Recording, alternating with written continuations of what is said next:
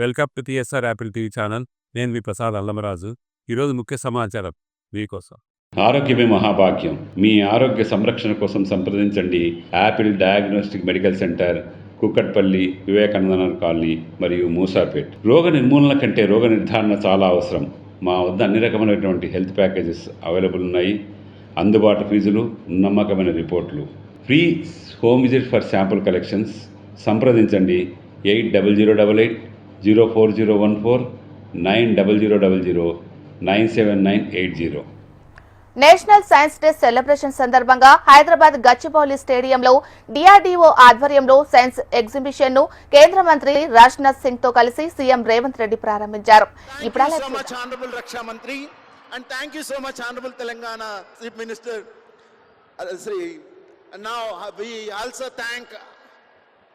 Chairman DRDO, President came into being.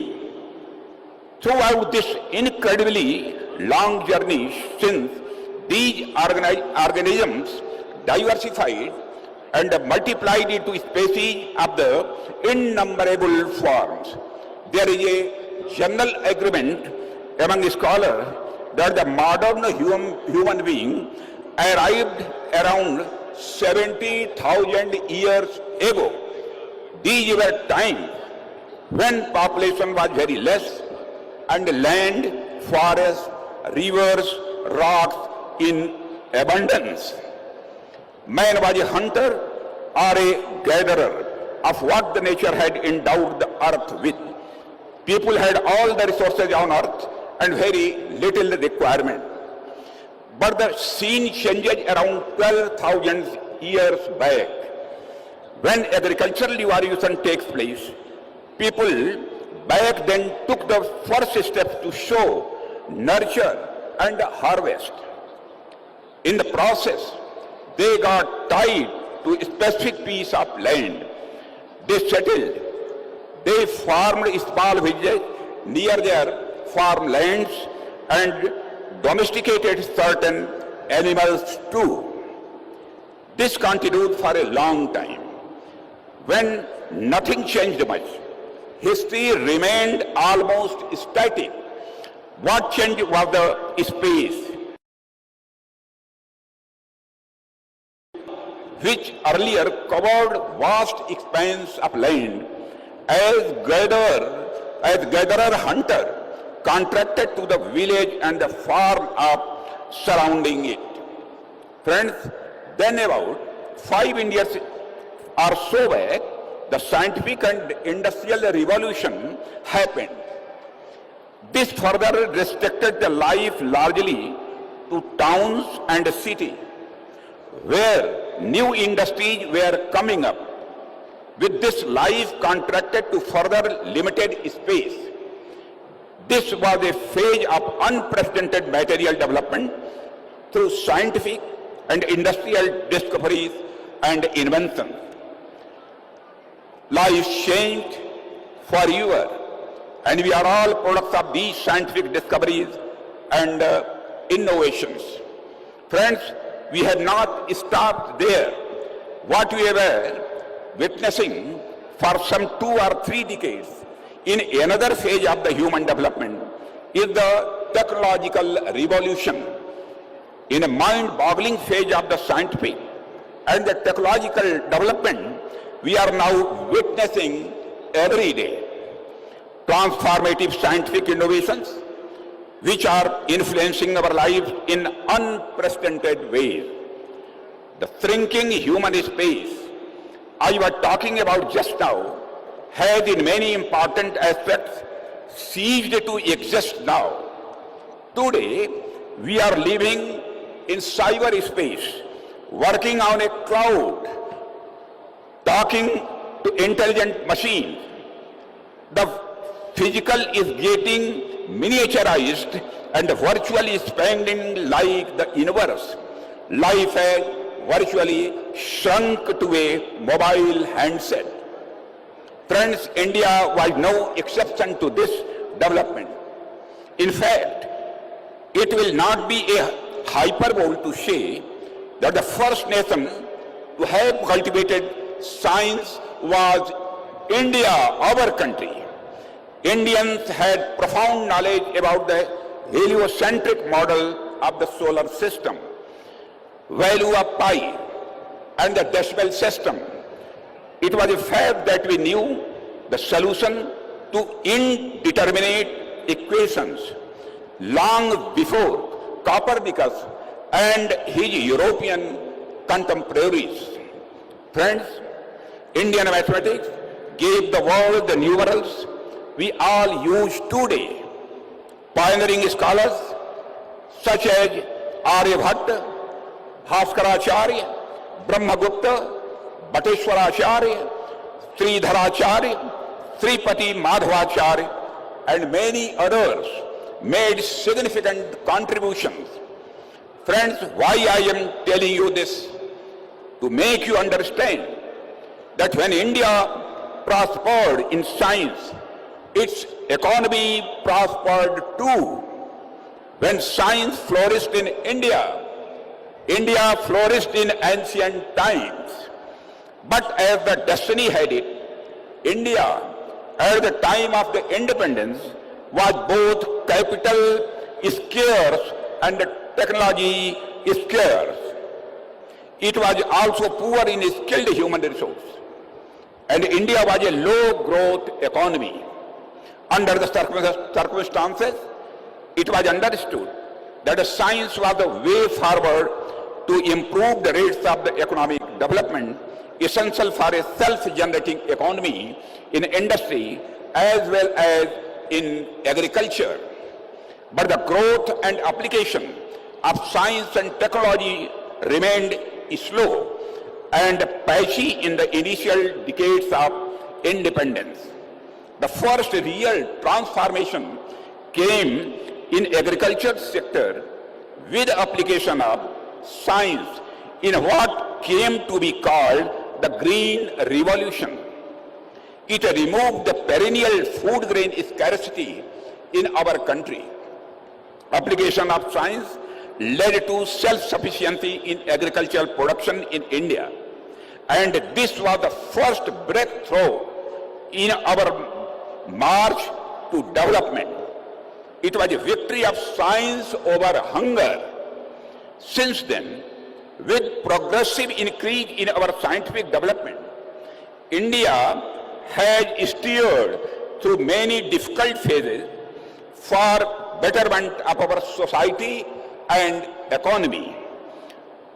From the days of the perpetual scarcity in raw materials and the capital goods, we have overcome many hurdles, be it heavy machines and equipment, mining and the processing of raw materials, textiles, cement, steel, pharma, electricity, and whatnot.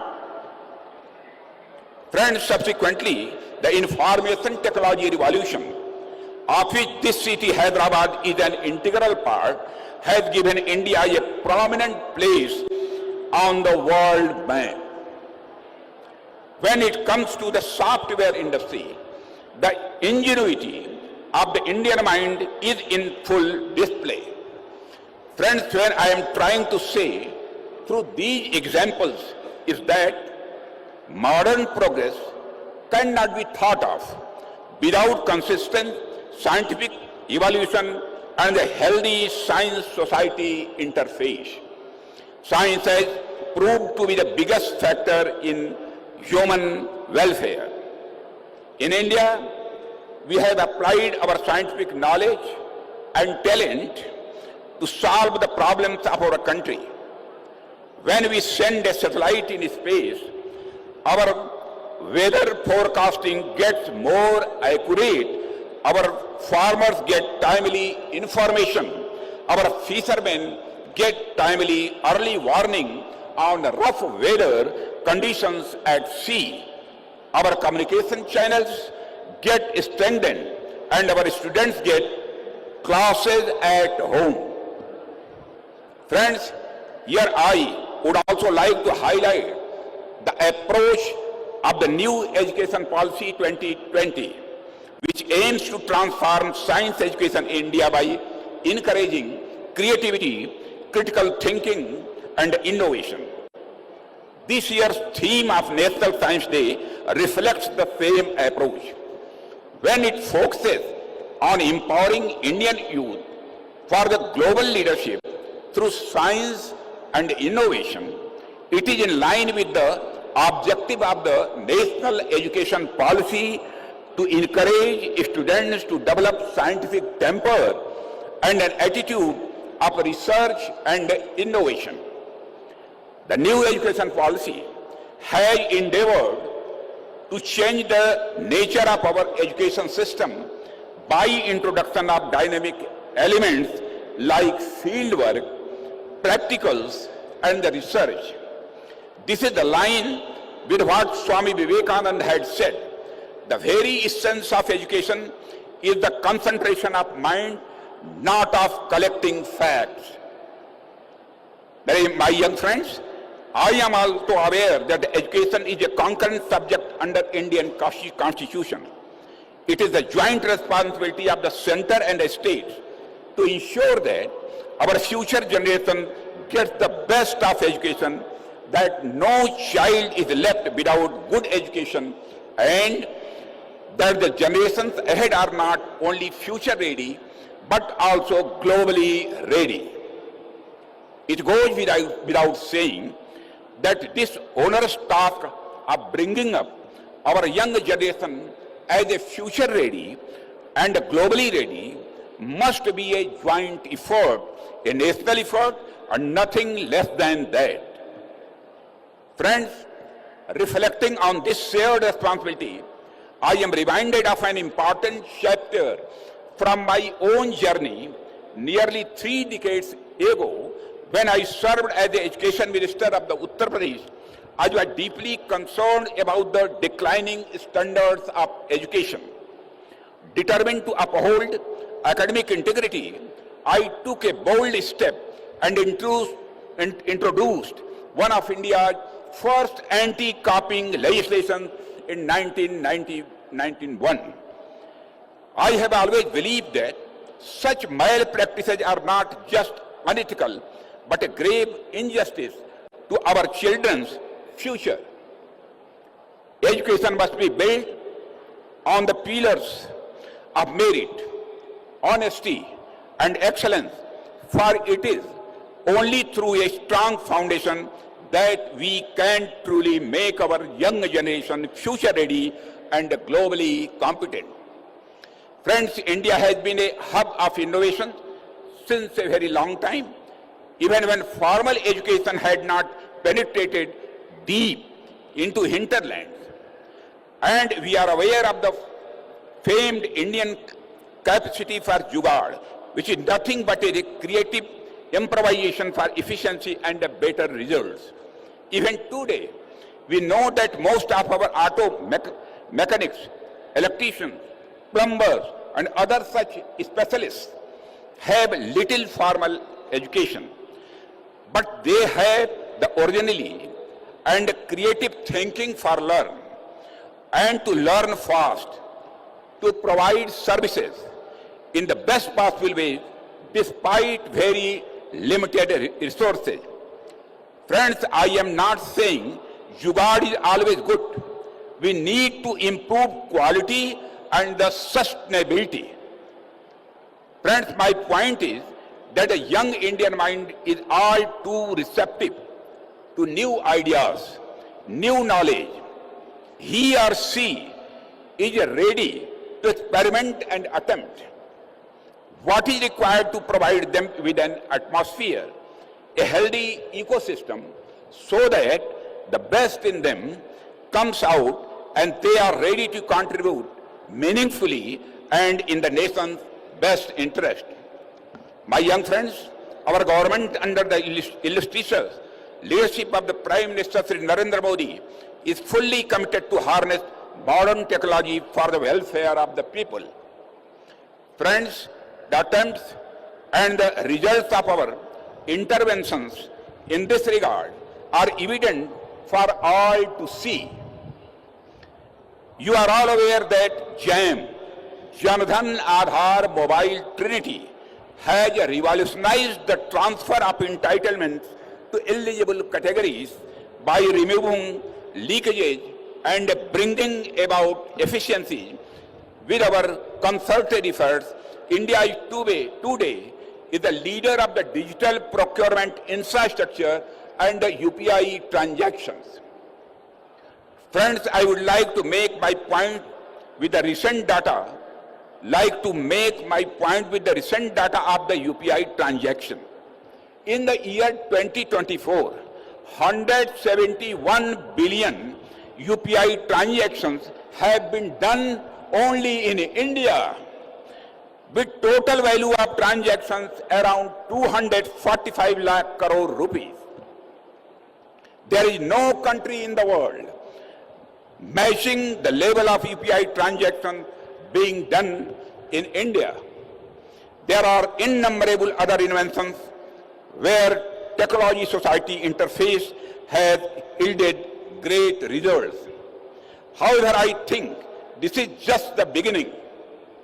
Globally, new technological breakthroughs are on the horizon, and we have to take a lead in transformative technologies like artificial intelligence, quantum computing, machine learning, clean tech, and many more. And for all, the government is committed. జై భారత్ గట్టిగా జై భారత్ धन्यवाद रक्षा मंत्री जी। विज्ञान वैभव 2025 science exhibition के लिए आप समय देकर हजारों नौजवानों को इंस्पायर करने के लिए श्री राजनाथ सिंह जी समय देकर तेलंगाना हैदराबाद आया हुआ है। మిత్రులారా, రాజ్నాథ్ సింగ్ గారికి మనకు సమయం ఇచ్చి తెలంగాణ రాష్ట్రానికి వచ్చినందుకు పెద్ద ఎత్తున మీరు చప్పట్లతో వారికి స్వాగతం పలకాల్సిందిగా విజ్ఞప్తి చేస్తున్నా। గట్టిగా తెలంగాణ బలము రాజ్నాథ్ సింగ్ గారికి తెలవాలి। గట్టిగా చప్పట్లతో కేంద్ర రక్షణ శాఖ మంత్రి గారికి స్వాగతం పలకాలని తెలియజేస్తూ ఈ కార్యక్రమంలో స్థానిక పార్లమెంట్ సభ్యులు కొండా విశ్వేశ్వరరెడ్డి గారు, శాసన సభ్యులు అరికపూడి గాంధీ గారు, డిఆర్డిఓ చైర్మన్ గారు, అదేవిధంగా సతీష్ రెడ్డి గారు, ఇతర రక్షణ శాఖ అధికారులు, వేలాది మంది తెలంగాణ నలుమూలల నుంచి వచ్చేసిన విద్యార్థులందరికీ కూడా తెలంగాణ రాష్ట్ర ముఖ్యమంత్రిగా మీకు అందరికీ స్వాగతం పలుకుతున్నా। ఈరోజు ఈ దేశం యొక్క రక్షణ, ఈ దేశాన్ని రక్షించుకోవాల్సిన బాధ్యత ఇక్కడికి వచ్చేసిన యువకుల మీదనే ఉన్నది। ఈరోజు తెలంగాణ రాష్ట్రం, హైదరాబాద్ నగరం కొన్ని దశాబ్దాలుగా దేశ రక్షణలో అత్యంత కీలక పాత్ర పోషిస్తున్నది। మన ప్రాంతంలో బీడీఎల్ కావచ్చు, డిఆర్డిఓ కావచ్చు, మిదాని కావచ్చు, హెచ్ఏఎల్ కావచ్చు, ఇవన్నీ దేశ రక్షణ కోసం రాకెట్లను ఉత్పత్తి చేసే కాడి నుంచి మిసైల్స్ తయారు చేసే వరకు మన ప్రాంతంలో హైదరాబాద్ నగరంలో, హైదరాబాద్ చుట్టూతా ఈ పరిశ్రమలు ఉన్నాయి। ఈరోజు దేశాన్ని రక్షించడంలో మన హైదరాబాద్ తెలంగాణ రాష్ట్రం అత్యంత క్రియాశీలక పాత్ర పోషిస్తున్నది। అయితే ఈరోజు ఈ ప్రత్యేకమైన సైన్స్ ఎగ్జిబిషన్ ఏర్పాటు చేయడం ద్వారా లక్షలాది మంది విద్యార్థులకు దేశభక్తి పట్ల, దేశాన్ని రక్షించుకోవాల్సిన బాధ్యత పట్ల ఒక అవగాహన కల్పించడానికి ఈరోజు ఈ ఎగ్జిబిషన్ని మనం ఏర్పాటు చేసుకోవడం జరిగింది। ఈరోజు రక్షా మంత్రి जी, तेलंगाना राज्य से हर साल 1,10,000 इंजीनियरिंग ग्रेजुएट पास होकर ज़्यादा से ज़्यादा 1 लाख लोग कंप्यूटर साइंस पढ़कर अमेरिका जाने के लिए कोशिश कर रहा है। इसीलिए हम लोग ये कोशिश किए सांप्रदायिक इंजीनियरिंग पढ़ाने के लिए, देशभक्ति, देश को बचाने के लिए, आगे इस देश को रक्षा करने के लिए आज ये साइंस एग्जीबिशन हमें लगाया। आगे ये जो विद्यार्थी है civil engineering, mechanical engineering, electrical engineering पढ़कर इस देश में जो सांप्रदायिक इंजीनियर्स को और इस राज्य से हम देने के लिए कोशिश कर रहा है। खाली आईटी प्रोफेशनल अमेरिका जाने के लिए, आईटी कंपनीज में काम करने के लिए होगा, उनके परिवार के लिए अच्छा है, मगर देश के लिए जो सांप्रदायिक इंजीनियरिंग ग्रेजुएट्स का बहुत जरूरत है। इसीलिए तेलंगाना राज्य ने एक कोशिश किया, ये आज ये एग्जीबिशन के लिए आप समय देकर इतना दूर आए, तेलंगाना 4 करोड़ जनता के तरफ से आपको स्वागत करूंगा मैं। और दूसरी बात, यहाँ पर आजादी से पहले भी, आजादी के बाद भी यहाँ पर BDL, HAL, मिदानी और DRDO बहुत सारे सांप्रदायिक देश रक्षा के लिए यहाँ पर प्रोडक्शन में हम लगा हुआ है। लगातार Hyderabad and Bengaluru is the defence centres, तो Hyderabad Bengaluru defence connecting corridor, defence industrial corridor अभी अनाउंस आप पहले बात दिया हुआ था। मेरा एक ही गुजारिश है, हैदराबाद बेंगलुरु डिफेंस कॉरिडोर आप डिक्लेयर किए तो ज्यादा से ज्यादा हमारा इन्वेस्टमेंट्स आएंगे। यहाँ बहुत सारे रॉकेट्स भी तैयार करने का आज स्काई रूट वाला और बहुत वाले प्राइवेट जो स्टार्टअप्स भी यहाँ शुरू हो गए। इसीलिए आपके तरफ से आपका मदद बहुत जरूरी है। आपके मदद में लेकर तेलंगाना राज्य को हिंदुस्तान में जो डिफेंस में नंबर 1 बनाने के लिए हम लोग कोशिश करेंगे। आप इतना दूर आके हमें मदद दिया हुआ है, आपको मैं धन्यवाद करते हुए यही मेरा भाषण खत्म करता हूं। धन्यवाद रक्षा मंत्री जी।